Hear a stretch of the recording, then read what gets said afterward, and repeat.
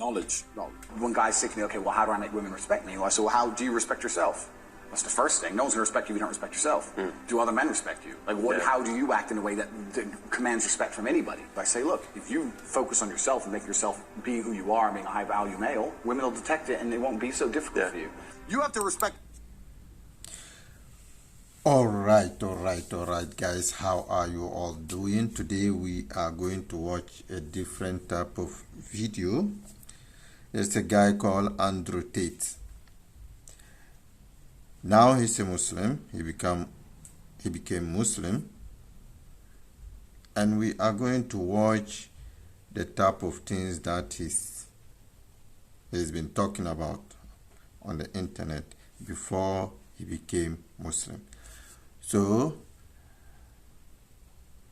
you know, in this life, sometimes as a human being, you need to respect yourself first before you need to ask people to respect you. If you respect yourself first, people will respect you before you even ask, or before you even need a respect from somebody. So, what he's talking about is something that every man can relate to. If you are somebody who understands the society or the system very well. So we are going to watch his video and see, and then I will show you also why he became Muslim. What is the purpose, or what is the reason why he became Muslim? We are going to watch first the stories or some of his comment before he became Muslim. So after that, we talk about it, and then we watch the reason why he became Muslim. So let's go. Yourself first, and how does a woman respect a man when she sees that he respects himself and other men respect him? You need to understand that the world you live in as a man, in my personal view, has been very purposefully constructed, and it's been constructed in a way to destroy your masculine power. And the future of the world, especially in the West, is a further encroachment on your sovereign ability, your sovereign thoughts, your base instincts, the things that make you happy. Absolutely nobody is concerned with male happiness on any level. They don't want you to be happy. They want you to be miserable. A miserable slave in a tax bracket. And you have to understand this. And the only way you can combat against it is to take significant action. You have to take significant action. You have to use the internet. It's the tool they're using. The internet is the tool they're using to brainwash the masses. You need to combat it and use their own tool against them to seek out the kind of information, knowledge, and friends that you need to have around you. You are going to be the sum of the 5 people you spend the most time with. So that, if everyone understands that, as an intelligent person, you're going to be extremely careful, and you're going to curate heavily the 5 people you hang around with. So you need to be aware of what's happening around you, and you need to curate for yourself a social network of people who understand that and are doing their best to combat that. That is the most basic imperative of the masculine frame, which has been destroyed in real time. They are trying to convince you that you should act how you feel. You should show more of your feelings. If you feel this way, you should show it. If you want to cry, cry. Look, I have no problem with guys crying. What I'm saying is the reason they're trying to bring out emotionality in you is most of the time you don't feel like doing the things you're supposed to do. But the true masculine frame throughout history was doing the things they didn't want to do, but they knew they had to do because they had honor and duty. When you remove self-control from men, not only do you get emasculated weak men, but what you also get is very dangerous men. There are actually far less genuinely high-value men than there are pretty girls. You can go to any club in any country in the world. I've been to 72 countries. You can go to any club in any country in the world and see pretty girls. If you're going to find a young, in shape, smart, tall, intelligent, rich man, it's extremely difficult to find. And that man has options. He has more options than a beautiful girl. And I'll tell you something. There's always been a large proportion of men in the world who made the choice to stay where they are. And life for them wasn't that bad. But as we reach the future and as time goes on, you're going to notice now that the people who don't chase having a masculine network, if they're not going to be excellent upon themselves and they're not going to be plugged into a serious circle of achievers, their life's going to become terrible. You could just be a normal dude, and your life really wasn't that bad. But now we live in a situation where you just can't just be a normal dude anymore. Being a normal dude is no longer an option. So as a man, you have to be doing something to try and improve your status. There's lots of different ways to do it, right? But if you're a man with truly no status in society, now it's hard. Yeah. It's really hard. So you have to understand that as a man, you got to gear your life in a certain way. One of the easiest ways to get status is who you know, right? A lot of it's networking, and if you know the right people, you can get some status, at least off of them, to some degree. Every single man on earth with enough work can become one. That's the counter side, right? So there is hope at the end of the tunnel, but you got to get up and do it. You know what I truly think a high-value man is? Okay, it's a few things, right? So there's the obvious evolutionary triggers. The easiest way to be a high-value man is a man who's capable of violence. You can look at it from a biological trigger. It doesn't matter if he's got muscles or he's big or he's tall or whatever. Women understand from a biological perspective, they like a man who can fight. Yeah. It doesn't matter if your man had money, a Ferrari, everything, but if you knew for a fact, if any dude stepped to him, he'd get sparked, you wouldn't want it, right? So that's the first thing. It was suffering from cowardice. We talk about all the problems in the world. It's easy to talk about them all. But you can narrow them all down to the exact same thing. Cowardice, masculine cowardice, all of it. All of this is masculine cowardice. That's all it is. You're not going to be able to imitate being a G. You have to go out there and you have to suffer as a man. You got to go through trauma to be a G as a man. Too many dudes out here are trying to imitate. That's what all this is. You're talking about game. You're trying to be something you're not. The real game is to be the man. So, you see, the real game is to be a man. How can you be a man when the society is on top of you all the time, trying to bring you down, trying to destroy you? And that is the challenge of a man in this world right now. It's not easy. It's a struggle. But if you are a Muslim, there is a different type of mentality that you know that, oh, okay, this is how the society or the world is moving right now. So sometimes there is nothing you can do about it. You can only try your best to strive, to find different ways of succeeding in life. Don't just remain sitting.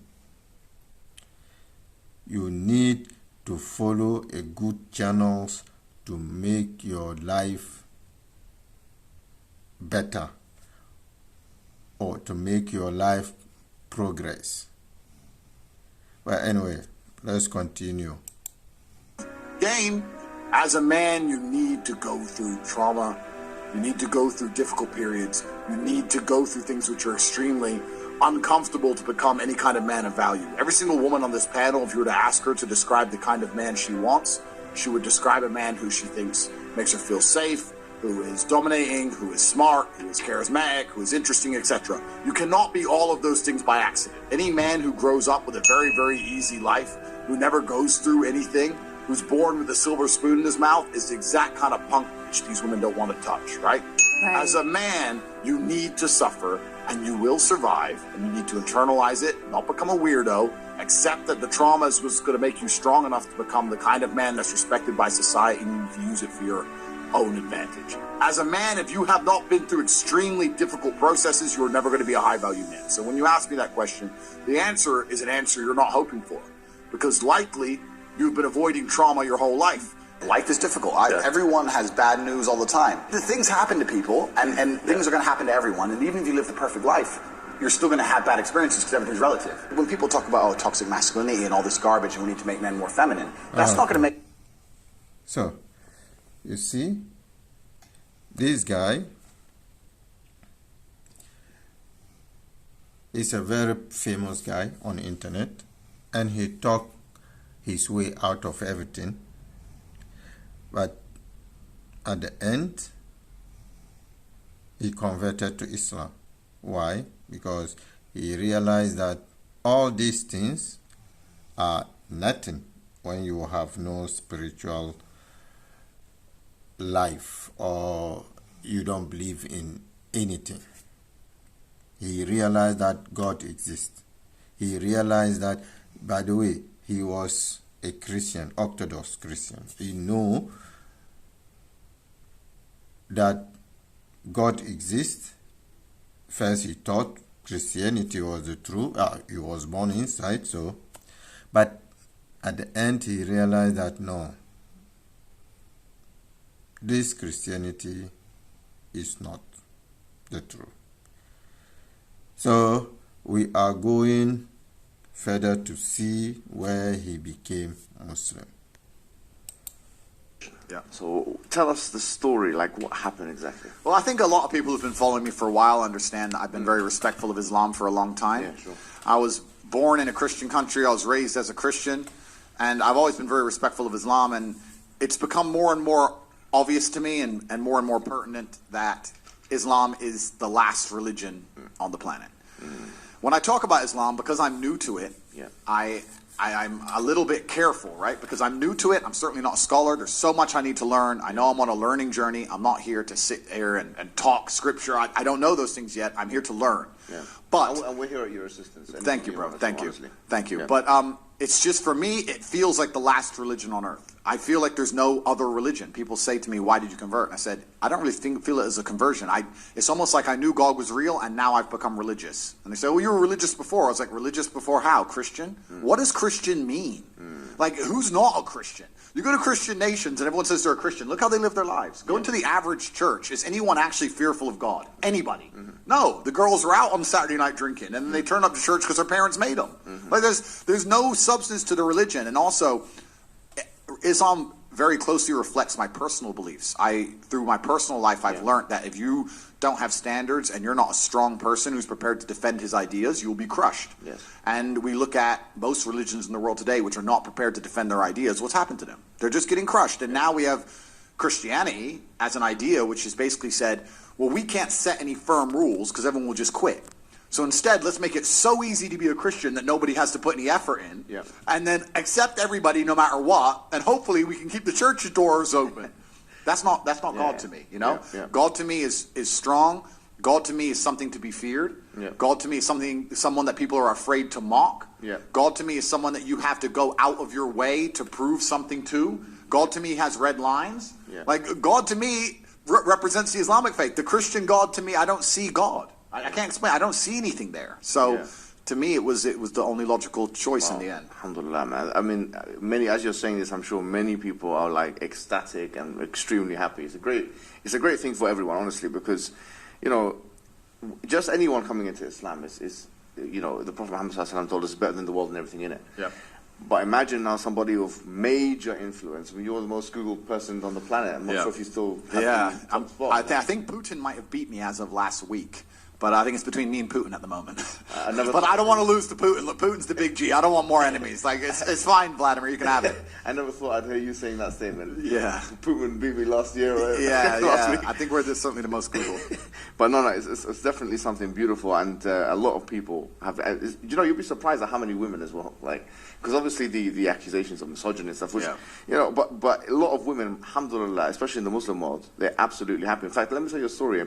Just before I came here today, one particular woman, I can't reveal her identity, but she's working as a school teacher in London, and actually, my friend told me that she was kicked out of school because they had this campaign against you in the schools. I'm not sure if you're aware of this. This was part of the cancellation. I did know about this. Yeah, so in British schools, they said, you know, if you say anything good about, if you just imagine.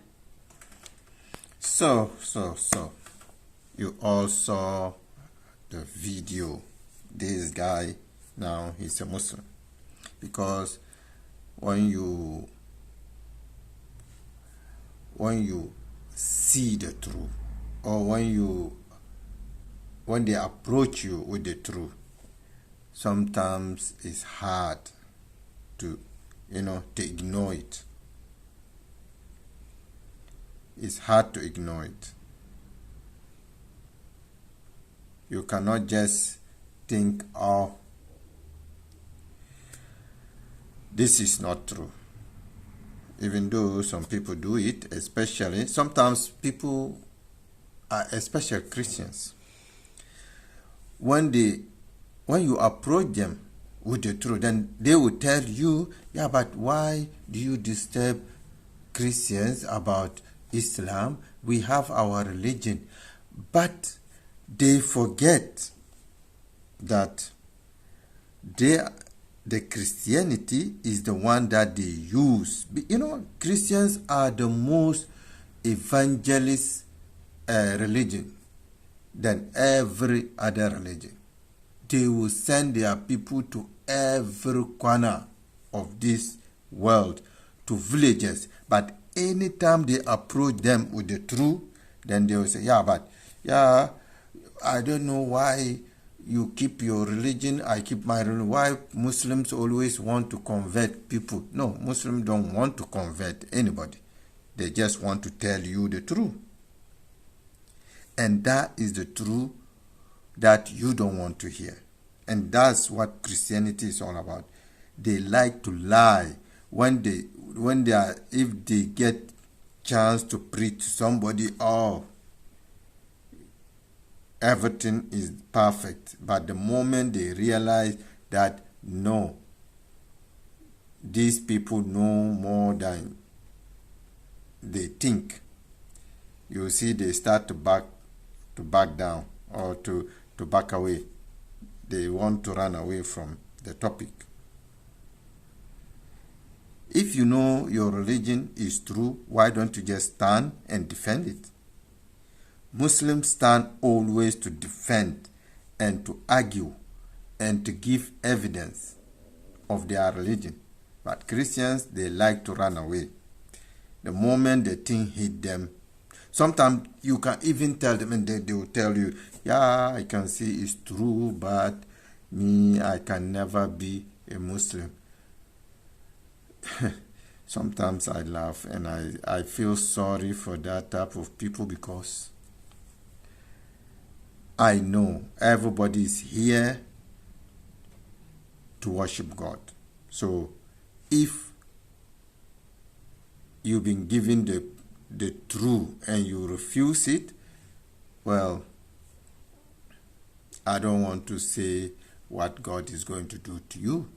It depends on God himself to decide. But I'm not in the position to say, oh, you are bad, or no. That's not the position of Muslim to do that. But I know Christians, they easily open their mouth and say, if you don't believe in Jesus, you will go to hell. Oh, Jesus will come and then he would, he come to defend and to wipe up all the bad people, those who don't believe in him, so that he can establish a kingdom of God here in this, all these type of stories. But the moment you are telling them, no, Christianity is false, it's not true, this is the reason, even from their own book, then they start to, they start to excuse themselves. So, anyway, thanks for listening. Thanks for watching.